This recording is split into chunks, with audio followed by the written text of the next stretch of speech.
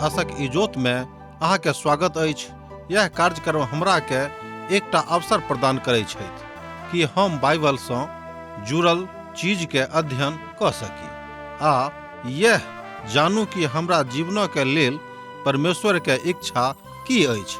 ई उद्देश्य के संग हम यह कार्यक्रम अहाँ के लेल प्रस्तुत क रहल छी। कृपया क देखू आ सुनू ताकि परमेश्वर अहाँ के जीवन के मार्गदर्शक ठहरे।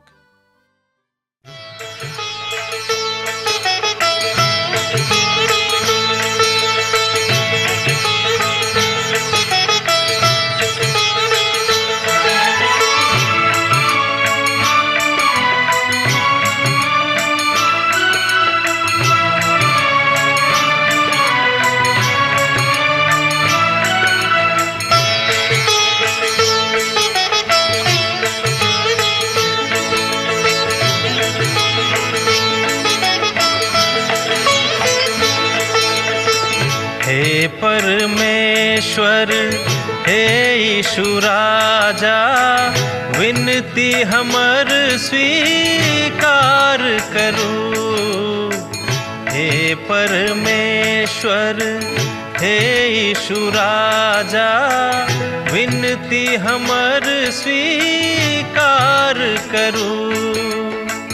आदि में वचन छलहुँ, वचनक संग छलहुँ। आदि में वचन छलहुँ, वचनक संग छलहुँ। वचन सँ सब किछ आहि बनैलहुँ। वचन सँ हमरा उद्धार करू। हे परमेश्वर हे यीशु राजा, विनती हमर स्वीकार करू। हे परमेश्वर। आशा के इजोत मैथिली कार्यक्रम में हम एक बेर और अहाँक अभिनंदन प्रभु यीशु मसीह के मीठ आ पवित्र नाम से कह रहल छी। हमर भाई बहन, अहाँक तो मालूमे हैत कि हमरा लोकनि अखन पहिल यूहन्ना के पोथी के अध्ययन कर रहलहुँ हैं। आजुक दिन हमरा लोकनि एहि पोथी के दोसर अध्याय के 15 पद से ल क 17 पद धरि देखब। तहन आजुक अध्ययन हमरा सब एहि अध्याय के 15 पदक पढ़ि क आरंभ कर रहल छी। जो अहाँक लग पवित्र बाइबिल अछि त हमरा संगे अहूँ देखियौक। पहिल यूहन्ना पोथी दोसर अध्याय आ तकर 15 पद। अहाँ नहि त संसार सँ आ नहि संसारक वस्तु सँ प्रेम राखब। आ जँ केओ संसार सँ प्रेम राखैत छथि त हुनका में पिता के प्रेम नहीं छनि। हमरा लोग ने बातक देखलहुँ हैं पहिल यूहन्ना पोथी दोसर अध्याय तकर 15 पद में। जे किछ अहाँ हमरा सभक लेल कऽ रहल छी एहि बातक लेल धन्यवाद। अहाँ सब जे हमरा एहिठाम लिख रहल छी तकरो लेल धन्यवाद। पिता के प्रेम अहाँ में बनल रहेक। हमरा लोकनि आजुक दिन जाय बातक विशेष रूपे देखब ओ थिक संसार सँ प्रेम नहीं करू आ नहि संसारक वस्तु सब सँ जे एहि संसार में अछि। आब एहिठाम संसारिक अछि। यूहन्ना एहिठाम कोन संसारक विषय में गप कऽ रहल छथि? ओ ओहि संसारक विषय में गप नहि कऽ रहल छथि जे दृश्य अछि, अर्थात वस्तु संसार। बसंत में फूल सब खिलैत अछि, गाछ सब पर नव नव पात सब लागैत अछि आ पात सब पतझड़ के बाद गाछक ऊपर तरह तरह के अर्थात रंग बिरंग में लागैत अछि, जेना कि भेल पियर और सुनहरा रंग के और लाल रंग के, अर्थात तहन पात जे झड़ जाइत अछि और ग्रीष्म ऋतु शीघ्रता में आबि जाइत अछि। और ई संसार नहीं अछि जकरा विषय में एहिठाम बाजल गेल अछि। जे संसार सँ प्रेम नहीं करब ई त ओ संसार अछि जाहि संसारक परमेश्वर हमरा सभक लेल आनंद उठेबाक लेल बनौने छथि। एकटा कवि अपन कवित्व शैली में अपन भाव के एहि तरह एहिठाम व्यक्त कऽ रहल छथि। आउ कने हमरो लोकनि ओहि में से एक दूटा पाती के देखब, कियाक त ओहि एक दूटा पाती में हमरा लोकनि परमेश्वरक ओहि विषय के देखैत छी। और जूनक मास में की सब किछ मुश्किल अछि, तहन परिपक्वता के दिन में कि ओ आबैत छथि और तहन स्वर्ग धरती पर उतर आबि जाइत अछि और अपन मुलायम स्वागतक एहि धरती पर कऽ लैत अछि। कियाक त हमरा सब देख क आ सुनि क अपन जिंदगी का आनंद उठाबै छी आर एहि ऋतु के खाना फूसी करै छी कि देखियो जे कतेक नीक अछि। हम एहि कविता के तखने पढ़ै छलहुँ हैं जन हम व्याकरण के विद्यालय में छलहुँ हैं और ई सर्वदा संसारक संगे ठहरैत छल। और हमर जन्म दिवस जून मास में अछि और जूनक मास में हम सर्वदा सोचैत छी जे ऋतु और वातावरण कतेक नीक अछि। एकटा कवि एहि बातक एहि तरह व्यक्त केने छलाह जे बातक हमरा लोकनि आगाँ देखने छलहुँ हैं। हम हुनक छियनि और ओ हमर छथि। ई कविता के आखिरी पाँति एहि तरह के छलिक। एतद हमरा लोकनि कहैत छी कि पिता हमर छथि और हम हुनक छियनि। एहिठाम प्रेमक एकटा एहन आधार व्यक्त कयल गेल अछि जाहि प्रेमक ऊपर अद्भुत दृष्टि कयलासँ हमरा लोकनि परमेश्वरक ओहि प्रेमक देख सकैत छी, अनुभूत कऽ सकैत छी जे अद्भुत अछि। यूहन्ना दृश्य धरती के विषय में गप नहि कऽ रहल छथि जकरा ऊपर तरह तरह के गाछ और पुष्प सब उगैत अछि, जतऽ नीक नीक बा अति मनोरम सब पहाड़ और जलप्रपात सब रहैत अछि, अर्थात झरना सब सेहो रहैत अछि। एहि सबटा बात सँ हमरा सब घृणा नहि कऽ सकैत छी बा एहि सबटा बात सँ घृणा करबाक नहि अछि, किएक तऽ पिता परमेश्वर एहि सबटा बातक निर्णय, एहि सबटा बातक सृष्टि एहिठाम एहि द्वारा कयलथि वा निर्णय लेलथि कि मनुख एहि सबटा बातक देख कऽ अपन मन में आनंदित हुएत। हमरा लोकनि एहि बातक देख कऽ नीक पहाड़, नीक झरना, नीक जलप्रपात के देख कऽ परमेश्वरक महिमा के वर्णन करैत छी, बखान करैत छी कि परमेश्वर कतेक नीक छथि। मुदा ई सबटा तऽ नीक वस्तु सब अछि जाहि बातक लऽ कऽ हमरा सब आनंद उठा सकलहुँ हैं। आ नहि तऽ यूहन्ना ओहि संसारक ऊपर गप कऽ रहल छथि जे संसार मानवता के मानैत अछि। हमरा सब तऽ ओहि बातक ऊपर बाजि रहल छी, अर्थात परमेश्वर एहि संसार सँ बड्ड प्रेम कयलथि। कोन संसार सँ? लोकक संसार, मनुख सँ ओ प्रेम कयने छलाह। तहन अब सवाल उठैत अछि कि किएक तऽ एहिठाम बताओल गेल अछि कि हाँ एहि संसार सँ प्रेम नहि राखब। एहिठाम यूहन्ना ओहि संसारक विषय में गप कऽ रहल अछि जे संसार पाप करबा में लिप्त अछि, जिनका मन में सर्वदा पापेटा छनि और दोसर कोनो गप नहि छनि। हमरा लोकनि एहि बातक देखैत छी यूहन्नाक पोथी तकर 3 अध्याय तकर 16 पद में परमेश्वर एहि संसार सँ ततेक प्रेम कयलाह जो अपन एकलौता पुत्र के दऽ देलनि। तहन कोना हमरा लोकनि बाजि सकैत छी कि एहि संसार सँ हमरा लोकनि प्रेम नहि करब वा हमरा सबके प्रेम नहि करबाक अछि। तहन यूहन्ना कोन संसारक विषय में कहैत छथि, अर्थात तहन हुनक अर्थ कोन संसार सँ छनि? एहिठाम संसार समस्त ब्रह्मांडक अछि। एकर अर्थ अछि एहि संसारक विधान एहन एकटा विधान जाहि विधाक अगुवाई शैतान करैत छथि। एहिठाम ओ परमेश्वरक ओहि बातक विषय में बतौने छथि कि परमेश्वर ओहि बातक जे अहाँके लेल बनौने छथि तकरा लेल नहि, मुदा जे बातक विधान एहिठाम शैतान रचि देने छथि तकरा सँ, ओहि संसार सँ हमरा वा अहाँके अलग रहबाक अछि, ओहिसँ प्रेम करबाक नहि अछि। ओ हुनका प्रतिपक्ष में आबैत अछि, अर्थात एहिठाम ओ ओहि संसार सँ अछि जाहि बातक परमेश्वरक प्रतिपक्ष में आयोजित कयल गेल छल बा दोसर गप में कयल गेल अछि। और एहिठाम एहि संसार में घृणा करबाक विषय में बाजल गेल अछि जाहि संसारक रचना हमरा लोकनि एहिठाम शैतानक दिस सँ होइत देखैत छी। जे संसार ईश्वरीय विधाक प्रतिपक्ष में अछि, हमरा ऊपर विश्वास करू, अखन समस्त संसार में एकटा तरीका एहन भऽ गेल अछि और ई विधा शैतानिक अछि। यूहन्ना एहि विषय पर अपन सुसमाचार में अभिव्यक्त कयने छथि, जतऽ प्रभु यीशु मसीह कहैत छथि। यूहन्ना रचित सुसमाचार 14 अध्याय तकर 30 पदक जँ अहाँ देखबै के तहाँ एहि बातक पाबि सकलहुँ हैं। और अब बेसी अहाँके अब हम नहि बाजब, किएक तऽ संसारक शासक आबि रहल छथि और ओकरा हमरा ऊपर कोनो अधिकार नहि अछि। यूहन्ना रचित सुसमाचार तकर 14 अध्याय आ तकर 30 पद एहि बातक बखान करैत अछि। एहि संसारक हाकिम वा राजकुमार एहि संसारक तरीकाक हाकिम आ ई बातक सभ्यता सँ जोड़ि कऽ देखल जाइत अछि जाहि विधा में अहाँ वा हम रहैत छी। एहि संसारक तरीका तऽ शैतानक छनि, अर्थात शैतान एहि संसार में एहि तरहक तरीकाक उपजा देने छथि, एहि तरहक तरीकाक आनि देने छथि जे तरीका मनुख परमेश्वर सँ अलग कऽ दैत अछि, एही संसार सँ यूहन्ना एहिठाम बाजि रहल छथि कि अहाँ प्रीति नहि राखब, अहाँ प्रेम नहि करब। ओहि संसारक राजा के प्रभु यीशु मसीह के बताबैत छथि और हम एहि बातक ऊपर विश्वास नहीं करै छी जे ओ आजुक युगक समस्त समृद्ध राष्ट्रक दैत अछि। हमरा सब यूहन्ना रचित सुसमाचार तकर 16 अध्याय के 11 पद में एहि बातक पढ़ै छी। जँ अहाँक लग पवित्र बाइबिल अछि तहूँ देखियौक यूहन्ना रचित सुसमाचार तकर 16 अध्याय आ तकर 11 पद। और न्यायक विषय में जे एहि द्वारा अछि जे संसारक अधिकारी दोषी ठहरावल गेल छथि, एहि संसारक न्यायाधीशक न्याय कयल गेल छनि। एहिठाम हमरा लोकनि देखैत छी जे प्रभु यीशु मसीह शैतानक विधानक विषय में गप कऽ रहल छथि, जे विधा एखनो एहि संसार में उपलब्ध अछि, अर्थात एखनो एहिठाम विद्यमान अछि। और इफिसियो पोथी तकर 1 अध्याय तकर 4 पद में संत पौलुस एहि बातक एहि तरह कहैत छथि, ओ हमरा सभक जगतक पहिनहिए मसीह में चुनि लेने छलाह जे हम हुनक समक्ष प्रेम में पवित्र और निर्दोष भऽ जाऊं।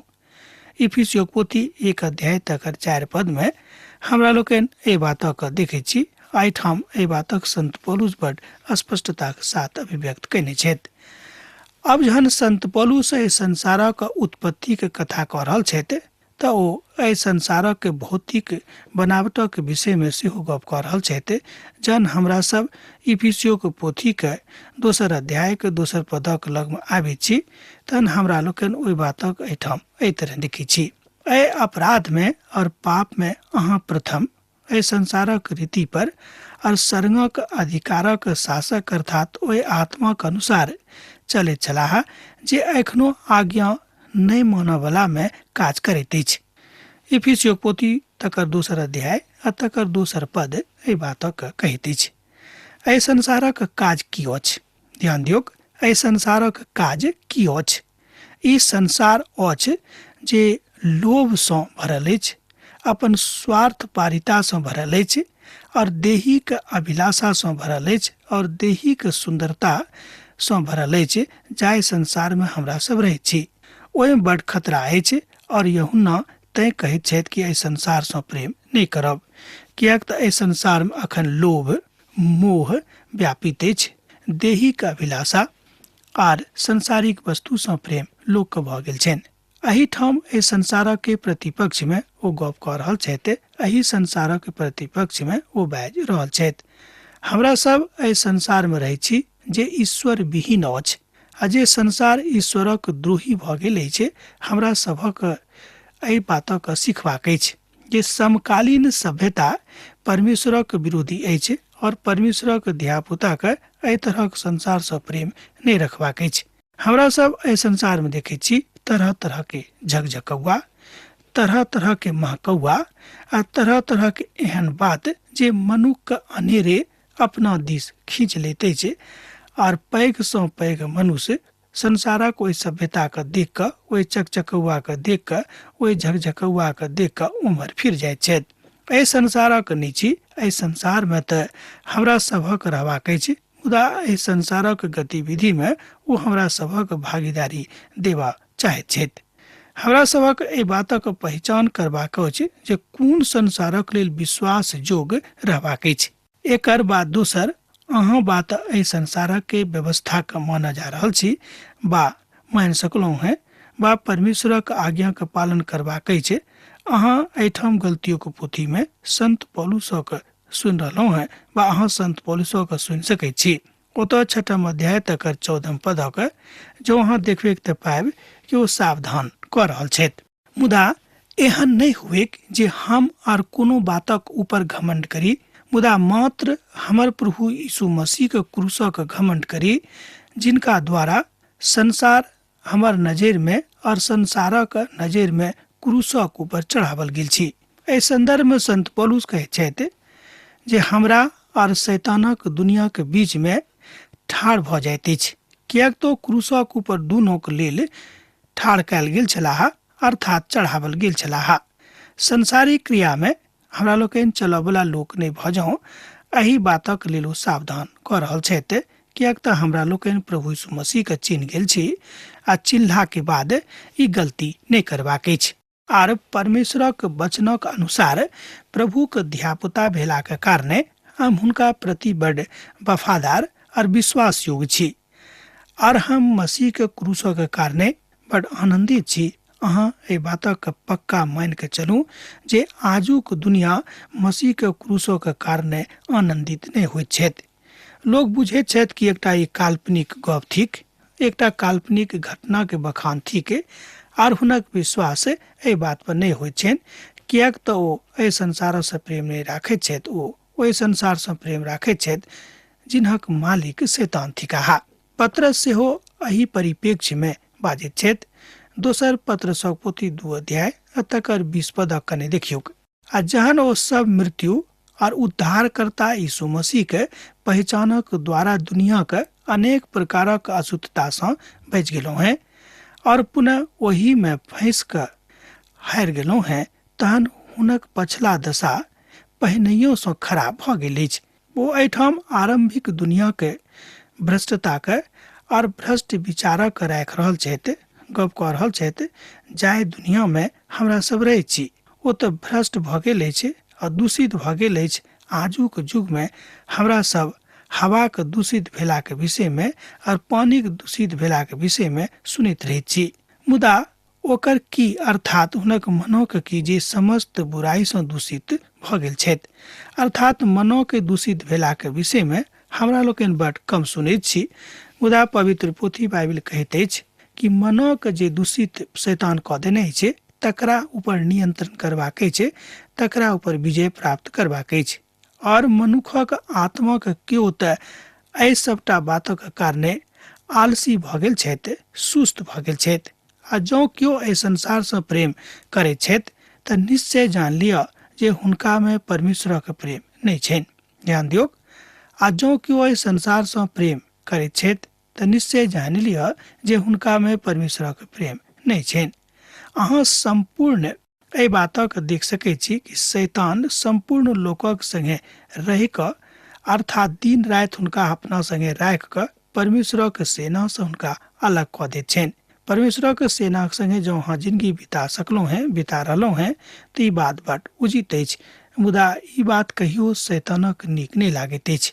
हुनका में बड़ नीक नहीं अछि, अर्थात हुनका में कोनो नीक बात नहीं छनि आ नहि हुनका में पिताक प्रेम छनि। एहि बातक अहाँ देख सकैत छी रोमियो पोथी तकर 7 अध्याय में संत पौलुस अपन संघर्षक विषय में बता रहल छथि। ओ एहि परिप्रेक्ष्य में बाजि रहल छथि, हम एहि बातक खोज कयलहुँ हैं जे हमरा में किछुओ नीक नहीं अछि, हमरा में किछुओ नीक नहीं अछि। एहिठाम ओ दैहिक परिप्रेक्ष्य में बाजि रहल छथि आ हम पयलहुँ हैं जे नव स्वभाव में कोनो सामर्थ्य नहीं अछि। कियाक तऽ जहने हमरा लोकनि परमेश्वर से अलग भ जायब, एहि परिप्रेक्ष्य में पायब कि हमरा लग में कोनो नव बात वा नीक बात नहीं अछि, आ जे हमरा नहीं करबाक चाही वह हम करैत रहै छी। संत पौलुस अपन गवाही में एहि बातक बता रहल छथि। अब नवा स्वभाव की करऽ चाहैत अछि? अब पुरना स्वभाव तऽ ओहि ठाम स्थिर अछि। पुरना स्वभाव पाछाँ हटेबाक लेल प्रेरित कऽ दैत अछि आर ओ ओहि बातक नहि करताह। एतद एकटा नमहर लड़ाई विश्वासी के हृदय में होइत रहैत छनि जाबे धरि ओ संसार में रहैत छथि। पुरना स्वभाव तऽ लालचक अछि, ओ एहि दुनिया में रहऽ चाहैत अछि आर ओ दुनिया के संगे रहबाक विषय में कहैत छथि।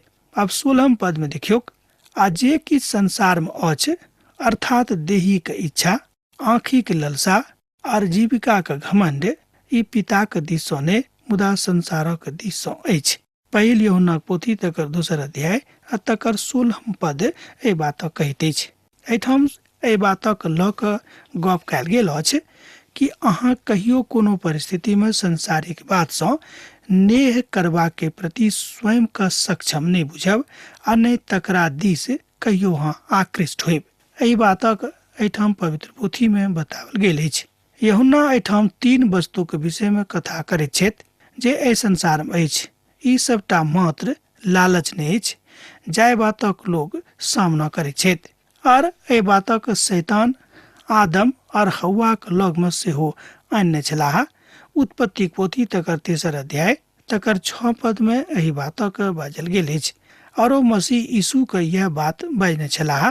देखियो मत्ती रचित सुसमाचार 4 अध्याय तकर 1 पद सँ लऽ कऽ 11 पद धरि। पहिल बातक हमरा लोकनि देखब, जेना हमरा लोकनि 3 बातक विषय में बाजने छलहुँ हैं। पहिल अछि दैहिक अभिलाषा। हवा देखली जे गाछ भोजनक लेल बड बढ़िया अछि, आ जँ अहाँ भूखल छी तऽ ई स्थान भोजनक लेल बड नीक अछि। पवित्र पोथी दैहिक बहुत प्रकारक पापक नकारैत अछि और बहुत बातक दैहिक प्रति आकर्षण पैदा करैत अछि। आजुक काल में कलीसिया और कलीसिया के बाहर दैहिक आकर्षणक ऊपर बहुत गप होइत अछि, कियाक तऽ दैहिक आकर्षण मनुख के परमेश्वर सँ अलग कऽ दैत अछि, अर्थात परमेश्वर सँ बेदखल कऽ दैत अछि। और ई सबटा बात दैहिक अछि। शैतान ठीक एही लालच में प्रभु यीशु मसीह के अनबा के प्रयास केने रहथि, जाय में ओ 40 दिनों के उपवास में छलाह, अर्थात वो 40 दिन आ 40 रात उपवास केने छलाह के तऽ प्रभु यीशु मसीह। आ तकरा बाद हुनका भूख लागल रहन। आ जहन लालच देवैया हुनका लग में आयल रहन, ओ बजलाह, जो अहाँ परमेश्वर के पोथी को हैं तब पाथरक बाजियोक जे ओ रोटी बन जायक। मत्ती रचित सुसमाचार 4 अध्याय तकर 2 पद आ 3 पद में अहाँ ई बातक देखै छी। प्रभु यीशु मसीह काजक कऽ सकै छलाह। प्रभु यीशु मसीह में बा हमरा ई बातक बतावल गेल अर्थक स्पष्ट कयल जा सकै छै जे प्रभु यीशु मसीह पाथरक रोटी नहीं बनौलथि, मुदा ओ नहीं बना सकै छलाह से ने, मुदा ओ बनौलथि ने, कियाक तो जाने छलाह कि शैतान हमर परीक्षा लऽ रहल अछि और मनुष्य जाति के रोटिये रोटी खाली बजबाक दिशा आकर्षित कऽ रहल अछि। शक्ति हमरा लग में रहतिक, मुदा ओ नहीं कयलाह।